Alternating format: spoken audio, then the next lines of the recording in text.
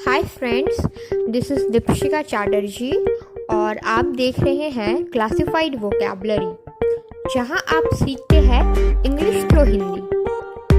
Welcome to one more lesson.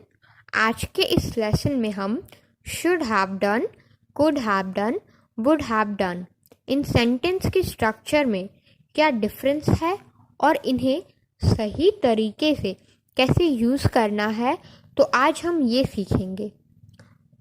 तो दोस्तों, जैसे कि आपको पता है, should, could, would modal verbs होता है और इन्हें यूज़ करते वक्त हमेशा कुछ ना कुछ गलती हो जाती है। जैसे कि शुड के जगह कुड चला जाता है, कुड के जगह वुड चला जाता है। तो ये तीनों स्ट्रक्चर तब यूज़ होता है जब पास्ट में कोई चीज़ नहीं हो पाई। Something did not happen in the past.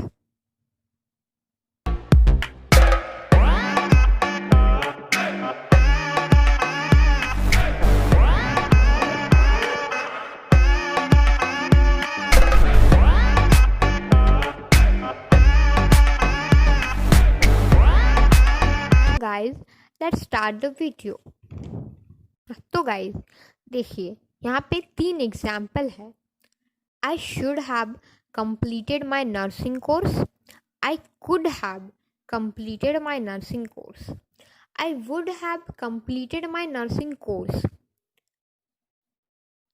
इस तरह के सेंटेंस के स्ट्रक्चर का जो फॉर्मूला होता है, जैसे पहले subject plus modal verbs plus have plus verb के third form plus rest of the sentence. जैसे सब्जेक्ट मतलब I plus modal verb should could would plus have plus verb के third form completed plus rest of the sentence. Clear? तो ऐसे structure से sentence बनते हैं। अब देखिए, ये सुनने में एक जैसे लग रहे हैं। जैसे I should have completed my nursing course, I could have completed my nursing course, I would have completed my nursing course. और अब अगर मैं इनमें से ये तीनों मॉडल वर्ब्स को हटा दूं तो क्या होगा? तो देखिए, I have completed my nursing course, I have completed my nursing course, I have completed my nursing course. Simple. तो हमें ये बताता है कि मेरा कोर्स कंप्लीट हो चुका है। तो जैसे ही मैं यहाँ पे मॉडल वर्ब्स लगाती हूँ, तो ये यहाँ पे बताता है कि कोई काम होना चाहिए था पर नहीं हो पाई। सो होप ये कंसेप्ट आपको क्लियर हो चुका है। नाउ अब हमें ये कैसे पता चलेगा कि कौन सा सेंटेंस हमें कहाँ यूज़ करना चाहिए, कहाँ हमें शुड लगाना चाहिए, कहाँ हमें कुड लगाना चाहिए और कहाँ हमें वुड लगाना चाहिए। तो पहला sentence, I should have completed my nursing course. आप शुड का यूज़ तब करेंगे जब कोई चीज़ होनी चाहिए थी पर नहीं हो पाई। इट मीन्स अगर आपने कोर्स कर ली होती तो शायद आज आपको अच्छी जॉब मिल जाती, पर आज मैं अफसोस कर रहा हूँ आप नहीं कर पाए। या तो वो आपका फ़र्ज़ हो सकता था या तो वो आपकी ड्यूटी हो सकती थी और आप प्रेजेंट में अफसोस कर रहे हैं। ऐसे सिचुएशन में आपको शुड लगाना चाहिए। Now could have, what is the difference between should और कुड?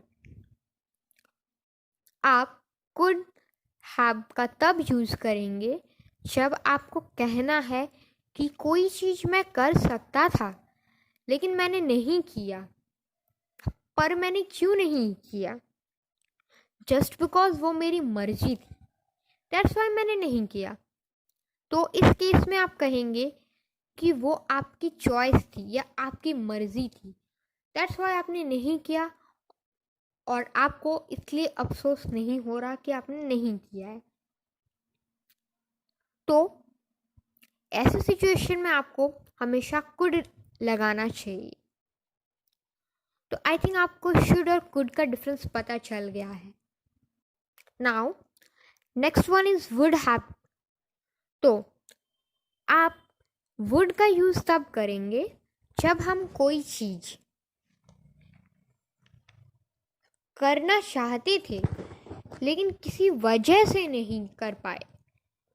या तो वो आपकी फाइनेंशियल कंडीशन हो सकती है, कुछ भी हो सकता है, किसी रीज़न से, किसी भी रीज़न से आप वो काम नहीं कर पाए, तो यहाँ आप ऐसे सिचुएशन में वुड का यूज़ करेंगे। फर्स्ट केस में आपको क्या करना है कि आपको अफसोस हो रहा है, शुड।